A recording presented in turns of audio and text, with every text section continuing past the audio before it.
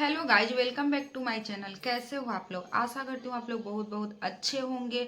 आज का जो टॉपिक है, थंबनेल एंड टाइटल देख के समझ गए होंगे कि मैं किस टॉपिक पे बात करने वाली हूँ। आज मैं कोई प्रोडक्ट का रिव्यू नहीं देने वाली हूँ। आज मैं अपने लाइफ का पर्सनल जो है वो शेयर करने वाली हूँ, अपना लाइफ का अपडेट देने वाली हूँ कि आज तक क्या क्या हुआ। जब से मैं वीडियो डालना छोड़ी हूँ तब से क्या क्या मेरे लाइफ में गुजरा, क्या क्या चीज़ हुआ जिसकी वजह से मैं वीडियो अपलोड नहीं कर पा रही थी। स्टार्टिंग में तो मैं गर्मी की वजह से वीडियो अपलोड नहीं कर पा रही थी, पर साल इसी मौसम में, जून जुलाई के मौसम में इतनी ज़्यादा गर्मी पड़ती है कि मेरा मोबाइल बहुत ज़्यादा हीट हो जाता है, जिसकी वजह से मैं कोई भी वीडियो अपलोड नहीं कर पाती थी।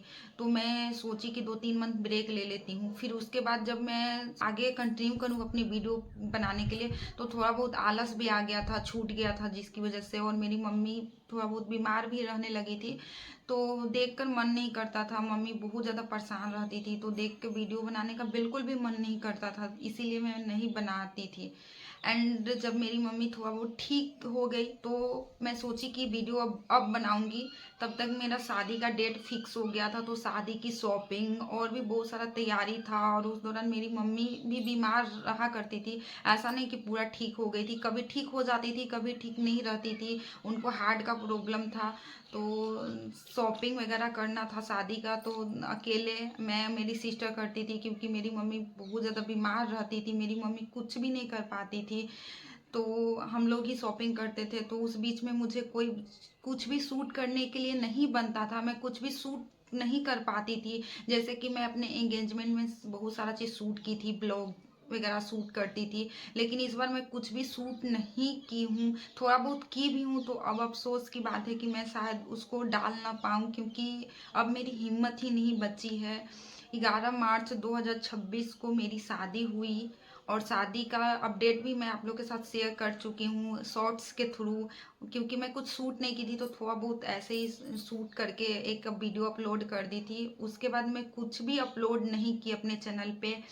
एंड अफसोस की बात है कि उसके बाद जो मैं अपलोड की, दिल पे पत्थर रख के मुझे कहना पड़ रहा है कि उसके बाद मैं अपनी मम्मी का डेट अपलोड की। मेरी मम्मी इस दुनिया में अब नहीं है, मेरी मम्मी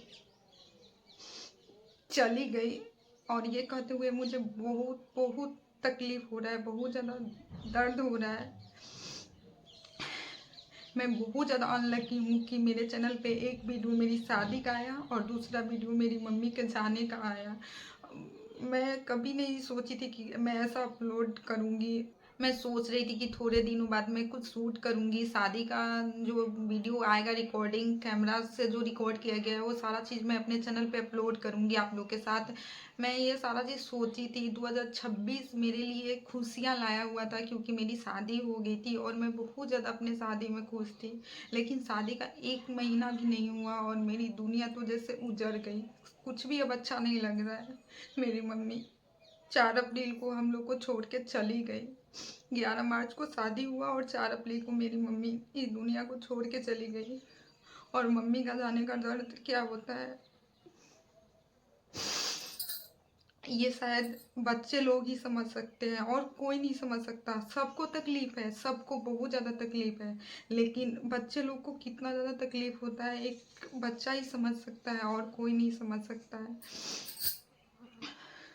ये वीडियो बनाने का मेरा मकसद है कि मैं अपने दिल की बात आप लोगों के साथ शेयर कर पाऊँ। हालांकि मैं ये वीडियो पहले भी बनाती, ये जिस तरह से मैं रो कर बना रही हूँ इस तरह से नहीं बनाती, हंस के बनाती, क्योंकि मेरी मम्मी मेरे लिए बहुत कुछ की है। इतना तो कोई करता भी नहीं है। सबकी मम्मी एक जैसी नहीं होती है, मैं देखी हूँ, खुद देखी हूँ। सबकी मम्मी इतना सपोर्ट नहीं करती है जितना कि मेरी मम्मी हम लोग को सपोर्ट करती है, बहुत ज़्यादा सपोर्ट करती है। ये मेरा जो चैनल है आज यहाँ तक पहुँचा है सिर्फ और सिर्फ मेरी मम्मी की वजह से। स्टार्टिंग से मेरा सपोर्ट करते आई हुई है। मैं तो अपना चैनल ओपन भी नहीं कर रही थी, बस प्रोडक्ट मंगवाती थी और ऐसे ही रख लेती थी। तो मेरी मम्मी बोली एक दिन कि इतना ज़्यादा शॉपिंग करती हो, एक वीडियो बनाकर डाल दोगी तो चलेगा, क्योंकि मेरी मम्मी का ड्रीम था कि मेरी बेटी यूट्यूबर बने, एक सक्सेसफुल यूट्यूबर बने। मेरे पास ट्राइपॉड नहीं हुआ करती थी, मेरी मम्मी मोबाइल पकड़ कर वीडियो बनवाती थी और डलवाती थी। मेरा मन नहीं करता था तो ज़बरदस्ती बोलती थी कि डालो वीडियो, वीडियो डालो, बनाओ बनाओ। काम नहीं करने देती थी। जब मैं थक जाती थी शूट करके तो बोलती थी कि ठीक है तुम अपना वीडियो एडिट करो, आज डालना है तुमको, काम छोड़ दो। काम मेरी सिस्टर से करवा देती थी, मुझे नहीं करने देती थी। इतना ज़्यादा सपोर्ट करती थी। मेरा चैनल मोनिटाइज हुआ सिर्फ और सिर्फ मेरी मम्मी की वजह से। जब भी मेरा मम्मी मोबाइल उठाती थी, मेरा हो, पापा का हो या मेरी सिस्टर का हो, किसी का भी मोबाइल उठाती थी, मेरा वीडियो चलाकर छोड़ देती थी। इसीलिए कभी कभी मेरी सिस्टर गुस्सा भी करती थी कि दीदी का वीडियो चला के छोड़ देती थी। मेरा फर्स्ट व्यूअर वीडियो का मेरी मम्मी होती, बहुत ज़्यादा एक्साइटेड होती थी मेरा वीडियो देखने के लिए कि मैं कैसे शूट की हूँ, कैसे मैं एडिट कर रही हूँ, सारा चीज़ के लिए मम्मी बहुत ज़्यादा एक्साइटेड रहती थी, बहुत ज़्यादा। इतना तो कोई एक्साइटेड होता भी नहीं था। मेरी मम्मी हर एक चीज़ को बारीकी से देखती थी। मेरा ड्रेसिंग सेंस कैसा है, मैं कैसे बोल रही हूँ, मेरी वीडियो में क्या क्या गलत है, कौन सा वर्ड मैं गलत बोल दी, कौन सा सही बोल दी। कभी कभी मुझे गुस्सा भी आ जाता था क्योंकि मम्मी छोटी छोटी चीज़ों पे टोकते रहती थी, बोलती थी ऐसे तुम गलत बोल दी हो, ये चीज़ गलत है, ये चीज़ सही है, ऐसे नहीं बोलना चाहिए था। तो मुझे गुस्सा आता था, लेकिन मैं बाद में सोचकर उसको सुधारती थी। तो मैं आज जो कुछ भी हूँ, मैं जहाँ तक पहुँची हूँ सिर्फ और सिर्फ मेरी मम्मी की वजह से। लेकिन आज मेरी मम्मी ही नहीं है इस दुनिया में, नहीं है मेरी मम्मी देखने के लिए। और अब मेरा मन भी नहीं कर रहा है कुछ भी शूट करने के लिए, कुछ भी आगे बढ़ने के लिए, क्योंकि ये सारा चीज़ तो मेरी मम्मी के लिए था ना। मेरी मम्मी को देखना था ना कि मैं कैसे सक्सेस होती हूँ अपने यूट्यूब पे, कैसे मैं ग्रो करूँगी। मम्मी को हर वक्त चिंता होते रहता था। मैं इतना दिन से वीडियो बनाना छोड़ दी थी, बीमार रहती थी तब भी बोलती थी कि आरती वीडियो बनाओ ना, क्यों ऐसे कर रही हो, इस तरह से बर्बाद मत करो, इतना तक पहुंच गई हो अपने चैनल पे, आज के कंटिन्यू करो। हमेशा डांटते रहती थी, बोलते रहती थी, लेकिन मैं नहीं सुनती थी। मुझे लगता था कि मैं ठीक है बनाऊंगी ना, ये सोच सोच के मैं वीडियो नहीं बनाती थी। और मेरी मम्मी को ये चीज़ बहुत तकलीफ देती थी। काश कि मैं मम्मी के बात सुनती और मैं उसी वक्त से वीडियो बनाती, कम से कम जाते जाते देखती तो कि मेरी बेटी कुछ कर रही है। आज मेरे लाइफ में जो कुछ भी हो, चाहे मेरी शादी हो या मेरा यूट्यूब हो, सब मम्मी के बदौलत है। इतना किसी की मम्मी नहीं करती थी। चाहे मैं जो भी फैसला लेती थी, सब में मेरा साथ देती थी। आज मैं जिस जगह पे हूँ या मुझे जो कुछ भी अपनी लाइफ में मिला, अच्छा हो बुरा हो, जो कुछ भी मिला सब मेरी मम्मी की वजह से है। बुरा तो कुछ नहीं, लेकिन सारा चीज़ मुझे अच्छा ही मिला है। सब में मेरा मम्मी साथ दी। इतना सबकी मम्मी साथ नहीं देती है, मैं जानती हूँ ये। मैं बहुत लोगों को कहते हुए सुनी हूँ कि तुम्हारी मम्मी जितना साथ देती है उतना तो किसी की मम्मी साथ भी नहीं देती है, कि इतनी अच्छी है तुम्हारी मम्मी। सच में मेरी मम्मी बहुत अच्छी थी और भगवान जी उनको छीन लिए। हम बच्चों को अनाथ करके चले गए। अब तो मुझे कुछ भी अच्छा नहीं लगता है, कुछ भी अच्छा नहीं लगता है। सबकी नई नई शादी होती है तो सजती है, संवरती है। मेरे भी बहुत सारे सपने थे कि मैं ये करूँगी, वो करूँगी, क्योंकि ये दिन के लिए मैं बहुत वेट की थी। 2026 मेरे लिए बहुत ज़्यादा खुशियाँ लाया था, बहुत ज़्यादा खुशियाँ लाया था। लेकिन उसके साथ साथ इतना बड़ा तकलीफ दे गया, इतना बड़ा तकलीफ दे गया कि शायद कभी मैं भूल नहीं पाऊंगी। ये खुशी उसके आगे कुछ भी नहीं है, कुछ भी नहीं है जितना बड़ा ये तकलीफ है।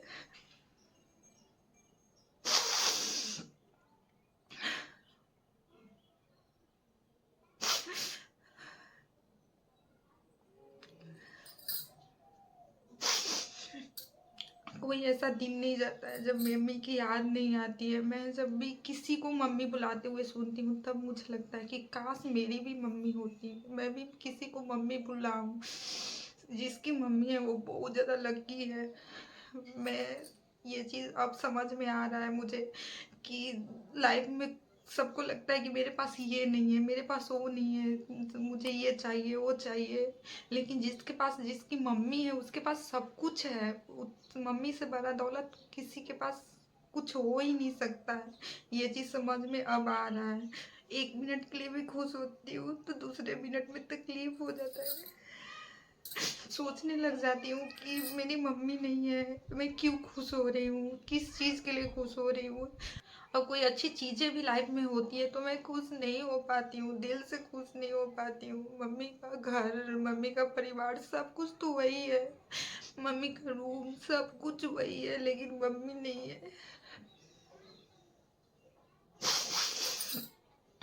भगवान न करे कि किसी को किसी की मम्मी से अलग कर दे, सबके मम्मी को सही सलामत रखे, क्योंकि मम्मी बिना बच्चे अनाथ हो जाते हैं, चाहे कोई भी हो। मुझे इतना पता था कि कोई अपना चाहता है तो बहुत ज़्यादा तकलीफ होती है, क्योंकि मेरी एक सिस्टर भी चली गई थी तो बहुत तकलीफ हुआ था। लेकिन उससे भी बड़ा ये तकलीफ है, मम्मी का जाने का तकलीफ इतना बड़ा होता है, इतना बड़ा होता है कि बर्दाश्त नहीं होता है। 11 मार्च को मैं अपने ससुराल गई थी और 27 मार्च को मैं यहाँ आ गई थी, क्योंकि मेरी मम्मी हॉस्पिटल में एडमिट थी। और 29 मार्च को मैं मम्मी के पास गई थी मिलने। उस दिन से मैं जब गई, मम्मी का हालत देखी, बहुत खराब था। 1 मिनट भी मैं मम्मी को अकेला नहीं छोड़ती थी। सोचती थी कि मैं चली जाऊंगी तो मम्मी का तबीयत खराब होगा तो कौन देखेगा, कौन मम्मी को करेगा। 7-8 दिन रही बिना नहाए, कुछ भी खा के किसी भी तरह से रही, न मार्केट गई, न किसी से मिलने गई। पूरा टाइम मम्मी के साथ रहती थी, बाहर तक नहीं जाती थी जब तक कि मेरी सिस्टर ना आ जाए। वो जाती थी कभी मार्केट, कुछ कुछ खरीदना रहता था तो वो वही जाती थी, हम तो न जाते नहीं थे। हम मम्मी के पास पूरा दिन रहते थे, ये सोच के कि मम्मी अकेले हो जाएगी। और मम्मी बोलती थी कि अकेला छोड़ के मत जाया करो, इसलिए मैं नहीं जाती थी। वॉशरूम तक नहीं मैं जाती थी मम्मी को छोड़ के। लेकिन मैं नहीं जानती थी कि मेरी मम्मी छोड़ के चली जाएगी।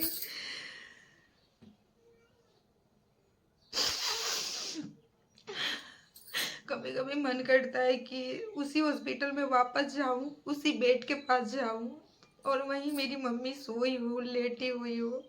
काश ऐसा होता, काश कि मेरी मम्मी वहीं होती, लेकिन नहीं है अब मेरी मम्मी। ये सच को हम लोग झुठा भी नहीं सकते और इसको स्वीकार भी नहीं कर सकते। ये जो दर्द है, तकलीफ है, बहुत ज्यादा असहनीय है, नहीं सहा जा रहा है, नहीं बर्दाश्त हो रहा है।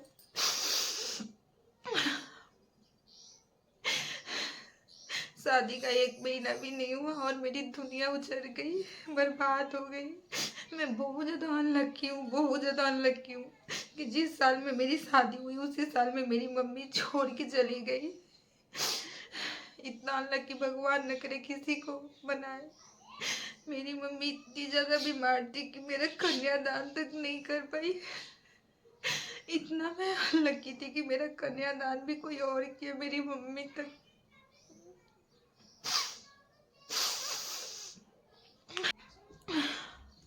अब मेरी हिम्मत नहीं हो रही है कि मैं आगे वीडियो बनाऊँ, शायद ये मेरा लास्ट वीडियो होगा।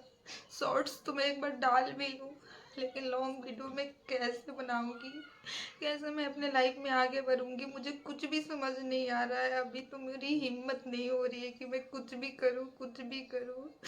वक्त के साथ साथ मुझे लगता है कि ये दर्द कम हो जाए, लेकिन नहीं कम हो रही है। 1 महीना होने वाला है मेरी मम्मी को गए हुए, लेकिन ये तकलीफ, ये दर्द उसी तरह है, कुछ भी कम नहीं हुआ है। ऐसा लग रहा है कि जैसे आज की बात हो।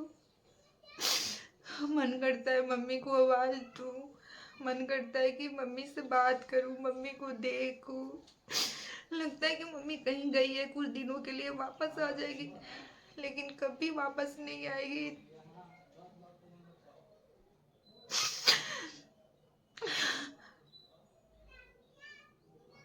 पता नहीं क्यों भगवान हम लोग के साथ ऐसा किया।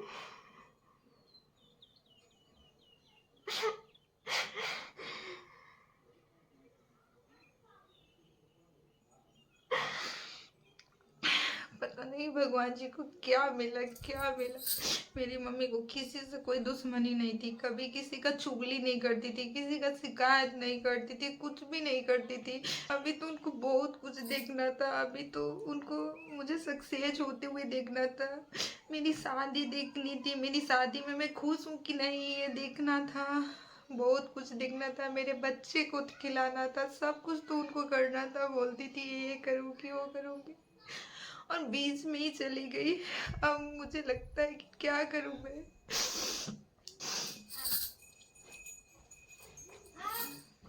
शायद ये मेरा आखिरी वीडियो हो, आगे मैं कुछ बना पाऊंगी, शूट कर पाऊंगी, ये मुझे नहीं पता। हालांकि ये मेरी मम्मी का ड्रीम था कि मैं आगे बढ़ूँ, सक्सेस हो जाऊँ, लेकिन अफसोस है मेरी मम्मी देखने के लिए नहीं है। तो मैं क्या करूँ, मुझे कुछ समझ नहीं आ रहा है। मेरी मम्मी भी ना, कुछ भी अच्छा नहीं लग रहा है, कुछ भी नहीं अच्छा लग रहा है, सारा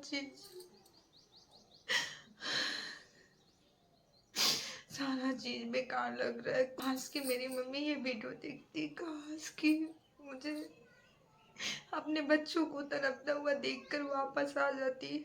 अब मेरी वीडियो कौन देखेगा, कौन बुराई निकालेगा, कौन अच्छा बोलेगा, कौन बुरा बोलेगा, कौन कौन मेरी वीडियो देखने के लिए एक्साइटेड रहेगा। अब कोई भी नहीं है, कोई भी नहीं, कोई भी इतना सपोर्ट नहीं करेगा जितना मेरी मम्मी सपोर्ट की।